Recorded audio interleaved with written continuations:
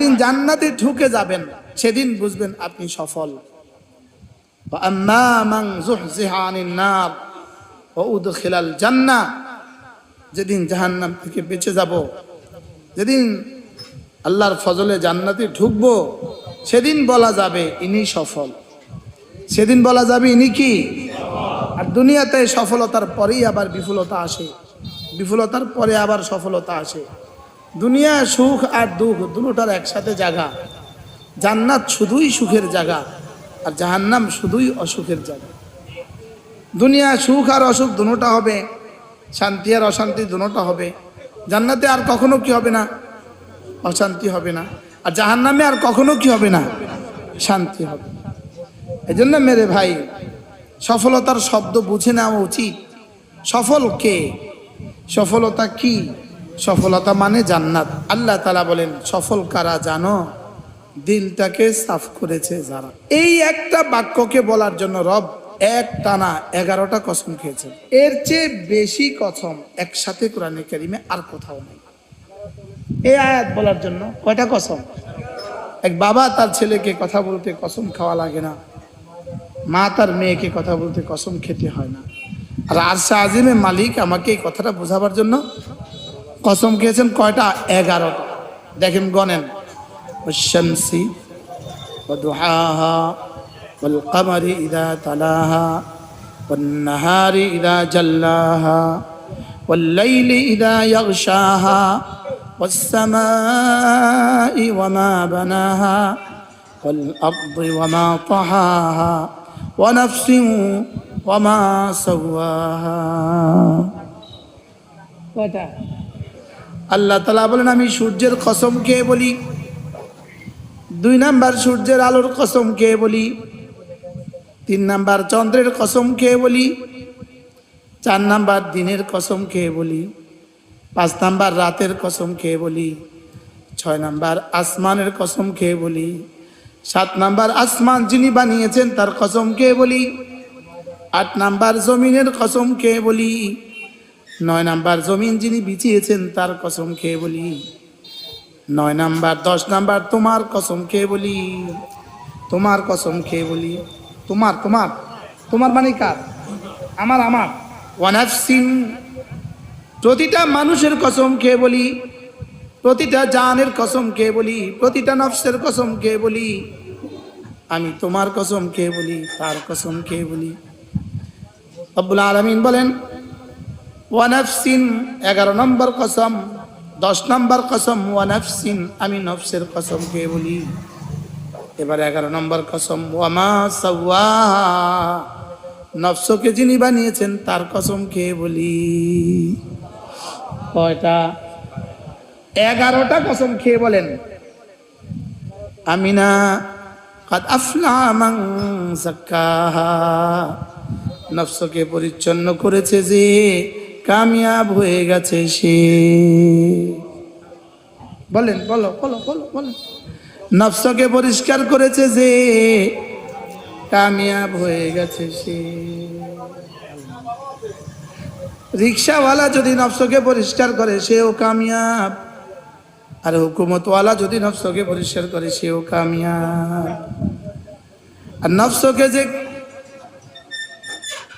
অপরিচ্ছন্ন রেখেছে, নফসের জন্য যে কোনো মুজাহাদা করে নাই, সে দুনিয়াতে যত বড় সফলই হোক সে আল্লাহ তাআলার বর্ণনা মতে সে ব্যর্থ। সে কি? ব্যর্থ। আর নফসকে যে পরিচ্ছন্ন করেছে দুনিয়াতে আমাদের চোখে সে যত ব্যর্থই হোক আল্লাহর কাছে সে কামিয়াব। আর নফসকে যে পরিচ্ছন্ন করে নাই দুনিয়ার দৃষ্টিতে যত কামিয়াব যত সফলই হোক আল্লাহর দৃষ্টিতে সে নাকাম। আল্লাহর দৃষ্টিতে কি বলেন? এজন্য আল্লাহ তাআলা বলেন ফাআলহামাহা ফুজুরাহা ওয়া তাকওয়াহা, আমি নফসকে 2টো যোগ্যতা দিয়েছি। একটা হলো নফসকে গুনার যোগ্যতাও আমি দিয়েছি, আর হলো নফসকে আমি নেকির যোগ্যতাও দিয়েছি। নফসকে কয় যোগ্যতা দিয়েছে বলেন? 2 যোগ্যতা। কি কি? একটা হলো গুনাহ করার যোগ্যতা, আর হলো গুনাহ ছাড়ার যোগ্যতা। বলেন। আচ্ছা, জমিনে আগাছার যোগ্যতা দিয়েছে নাকি গাছ লাগাবার যোগ্যতাও দিয়েছে? জমিনে ফসল ফলাবার যোগ্যতাও আবার আগাছা লাগার যোগ্যতাও। এবার বলুন তো দেখি, আগাছার জন্য মেহনত লাগে না ফসলের জন্য মেহনত লাগে? তাহলে নফসের জন্য আমি দুটো যোগ্যতা দিয়েছি, গুনাহ করার যোগ্যতাও দিয়েছি, নেকি করার যোগ্যতাও দিয়েছি। তবে গুনাহ করার যোগ্যতার জন্য কোনো প্রশিক্ষণ লাগে না, কিছু লাগে না,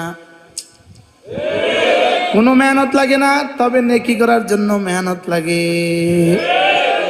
আচ্ছা, কাঁচা মরিচের জন্য কি পরিমাণ মেহনত? আচ্ছা, পেঁয়াজের জন্য কি পরিমাণ মেহনত? আলুর জন্য কি পরিমাণ মেহনত? হ্যাঁ, এবার আগাছার জন্য কি পরিমাণ মেহনত? হ্যাঁ, এবার বলুন তো, যোগ্যতা দুটোটা দিয়েছে কে? তবে একটার জন্য মেহনত শর্ত রাখেন নাই, আর একটার জন্য রেখে দিয়েছেন মেহনত শর্ত। আশ্চর্য কথা না? হ্যাঁ, একটার জন্য কি শর্ত, আরেকটার জন্য? রাস্তার দুই পাশে এইভাবে ঘাস কে লাগাবে? এবার ধরেন জমিনে যদি কি হয়, আগাছার জন্য যদি মেহনত না লাগে, গাছের জন্য যদি মেহনত লাগে, তাহলে গাছের জন্য মেহনত লাগে, মরিচের জন্য মেহনত, আমের জন্য মেহনত, লিচুর জন্য মেহনত, আগাছার জন্য মেহনত লাগে না। এবার আগাছার জন্য কি করতে হয়? শুধু মেহনত ছেড়ে দিলে আগাছা হয়ে যায়। এবার বলুন তো দেখি, দিলের উপরে মেহনত ছেড়ে দিলে? এবার সমাজে এত আগাছা কেন? মেহনত কি করছে বলো? এবার প্রশ্ন, হুজুর মেহনত করব কয় লাইনে? আর মেহনত করলে ফসল হবে কয় লাইনে? মেহনত করব দাওয়াত, তালিম, তাবলীগ, তাজকিয়া। সুবহানাল্লাহ। এবার ফসল হবে কয় লাইনে? ইলম, ঈমান, আমল, তাকওয়া। সুবহানাল্লাহ। এই যে আমরা এখন একটু বসছি না, এই একটু সামান্য মেহনত, এটাই মেহনতের একটা সামান্য মেহনত। মনে হয় বুঝেন না? আচ্ছা, 3 চাষে মূলা, 4 চাষে তুলা। 3 চাষে কি, 4 চাষে কি? আচ্ছা, এই 3 চাষ না করে যদি শুধু আধা ঘন্টা চাষ করে তো মূলা হবে? 3 চাষে মূলা, 4 চাষে কি, তুলা। এখন চাষ 3টা না দিয়ে যদি একটা দেয় হবে? তাহলে এবার বলেন, ফসলের জন্য কি লাগে? মেহনত লাগে। আর আগাছার জন্য কি লাগে না? মেহনত ছেড়ে দিলে কি হয়? আগাছা হইতে কি কি লাগে? এবার গাছের জন্য কি কি লাগে? তাহলে কাদ আফলাহা মান যাক্কাহা ফাআলহামাহা ফুজুরাহা ওয়া তাকওয়াহা। আমি দুটো যোগ্যতা তোমার নফসকে দিয়েছি, এটার মধ্যে তুমি হীরাও ফলাতে পারতা, আর এটার মধ্যে তুমি ঘাসও উঠাইতে পারতা। এটার 1 সেকেন্ডের দাম জান্নাতের চেয়েও দামি। এটার একবার সুবহানাল্লাহ জান্নাতের চেয়েও দামি। তাহলে আমি আমার জীবনকে, আমি আমার নফসকে একটুখানি সানওয়ার করে, একটুখানি তৈরি করে যদি আমি একবার সুবহানাল্লাহ বলি, এটা দিয়ে যদি রব আমাকে উহুদের চেয়ে ভারীটা দিয়ে দেন। আর এটা হবে কখন? নফস যখন কি হবে? নফস পরিষ্কার হবে না, নফসের কোনো ডাক্তারের কাছে শরণাপন্ন হওয়া ছাড়া। জমিন জীবনে কখনো ফসল দিবে না, এটা ভালো কৃষক ছাড়া। রোজানা কিছু না কিছু তেলাওয়াত। আচ্ছা, আপনি তেলাওয়াত পারেন না, আপনি সূরা ইখলাস পারেন না? আপনি যদি সূরা ইখলাস আধা ঘন্টা লাগায় পড়েন তো আপনার তেলাওয়াত সব হয়ে গেছে। দোকানে বসে বসে প্রতিদিন 10 বার, 20 বার, 30 বার, 50 বার পারবো না পড়তে ইনশাআল্লাহ?